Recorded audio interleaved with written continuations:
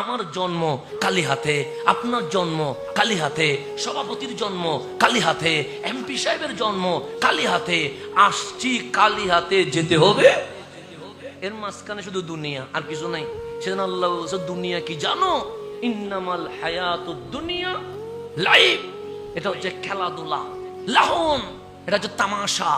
এখানে দুনিয়ায় খেলাধুলা তামাশা ছাড়া আল্লাহ বলে আর কিছুই নাই। কিছু আছে খেলাধুলা মানে কি? যখন আমি আস্তে আস্তে বড় হচ্ছি তখন দেখবেন আমাকে দুনিয়া বলবে ক্রিকেট খেলো, ফুটবল খেলো, এগুলো তো খেলার মধ্যে হয়। সিনেমা দেখো, নাটক দেখো, ওখানে যাও, এখানে যাও। তারপর যখন আমার এখন বিবেক হয়েছে, এখন আমার দুনিয়া বলছে টাকা লাগবে, গাড়ি লাগবে, বাড়ি লাগবে, ব্যাংক ব্যালেন্স লাগবে, স্বর্ণ লাগবে। এরকম দুনিয়ার লুপ আমাকে দেখানো শুরু করেছে।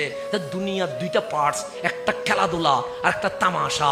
এই দুটা জিনিস আমাকে দুনিয়া করাবে। যখন আমি বড় হব, ক্লাস 9, 10, 11 এগুলোতে যখন উঠবো, ইউনিভার্সিটি যখন যাব, তখন আমার পুরো জীবনটা দেখবেন খেলাধুলা, জাস্ট এনজয়, কখনো তামাশা, এগুলোর মধ্যে কেটে যাবে। যখন অনার্স শেষ হবে, পরিবারের দায়িত্ব নিতে হবে, তখন দেখবেন আমার ভিতরে শুধু টাকা ঢুকবে।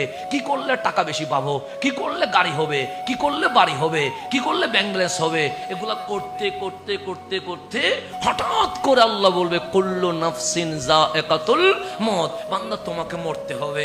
আমি যখন মরে গেছি, দুনিয়া আমার টাকাগুলো আমারে দেয়, দুনিয়া বলে দিব না। আমার গাড়ি আমাকে দেয়, দুনিয়া বলে দিব না। আমার বিল্ডিং আমাকে দেয়, দুনিয়া বলে দিব না। আমার ক্ষমতা আমাকে দেয়, দুনিয়া বলে দিব না। এটা তো দিব না। তোর আংটিটা আমি খুলে ফেলবো, তোর গড়িটা আমি খুলে ফেলবো, তোর ড্রেসটা আমি খুলে ফেলবো। শুধু তাই নয়, তোর ভেতরের গেঞ্জিও আমি কি করে ফেলবো, খুলে ফেলবো। আল্লাহ বলে বান্দা তামাশার দুনিয়া তো দেখলি, এখন তো মারা গেলি। শুধু মারা গেছি তাই, যে রক্তকে পানি করে আপনি আমি সম্পদ জোগাড় করলাম, সেই সম্পদ ভাগাভাগি করার জন্য আমাদের সন্তানরা আমাদের লাশ রেখে এটাই বলে যতক্ষণ সম্পদ ভাগ হবে না ততক্ষণ বাবাকে দাফন করা যাবে। দেখেন সম্পদ পর্যন্ত বেমানি করে গেছে। ছিল সম্পদ আপনার, আপনি সুগন্ধ করছেন, আপনার সন্তান ছেলে মেয়ে দাঁড়িয়ে বলছে আগে ভাগ হোক। এখন আর আপনার নয়, এখন সম্পদ কাদের হয়ে গেছে? সন্তানের হয়ে গেছে। তারা বলছে বাবার লাশ প্রয়োজনে একদিন কেন, এক সপ্তাহ অ্যাম্বুলেন্সের ফ্রিজে থাকবে, কিন্তু আগে সম্পদ ভাগ হবে। এরপরে কোথায় দিব? কবরে দিব। আপনার জন্য সূরা ফাতিহা পড়বে কেউ নাই, আপনার জন্য সূরা ইখলাস পড়বে কেউ নাই, আপনার জন্য দরুদ ইসালে সওয়াব করবে কেউ নাই। আল্লাহ বলে বান্দা কি দেখছিস? আমি মরে যাওয়ার পর মালিক রে বলতেছে মালিক দেখো আমার গাড়িটা দুনিয়া রেখে দিয়েছে, আমার বাড়িটা দুনিয়া রেখে দিয়েছে, আমার ব্যাংক ব্যালেন্স দুনিয়া রেখে দিয়েছে, আমার জমানো স্বর্ণ দুনিয়া রেখে দিয়েছে।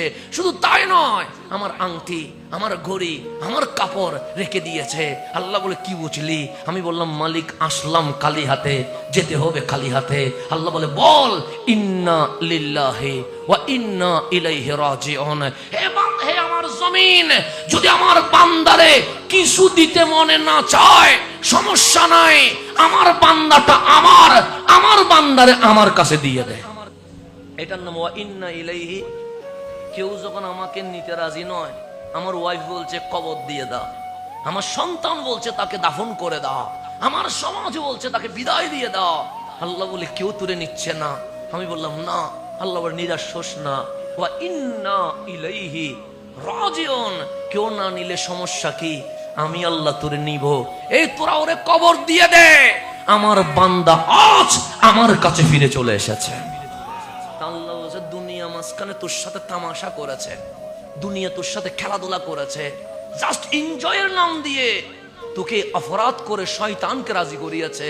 কিন্তু দেখ মরণের পর না তোর পরিবার তোকে নিতে রাজি, না সমাজ তোকে নিতে রাজি, না শয়তান তোকে নিতে রাজি। কেউ যেখানে নিতে রাজি নয় সেখানে আমি আল্লাহ তোমাকে নিতে রাজি হয়ে গেছে। সেজন্য মানুষ মারা গেলে বলতে হয় ইন্না লিল্লাহি। কেন বলেন ইন্না লিল্লাহ? মানে আমরা কার?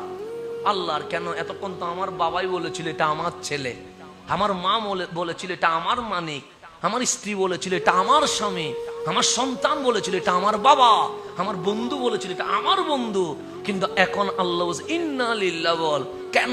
সে মরে তো দেখ কেউ ছেলেও বলবে না, ভাইও বলবে না, বন্ধুও বলবে না, কিচ্ছুই পরিচয় দিবে না। সেই কারণে আসল পরিচয় হচ্ছে তুই কারো না, তুই আমি মালিকের। আজ তোকে আমি মালিকের দরবারেই নিয়ে আসতে রাজি হয়ে গেছে।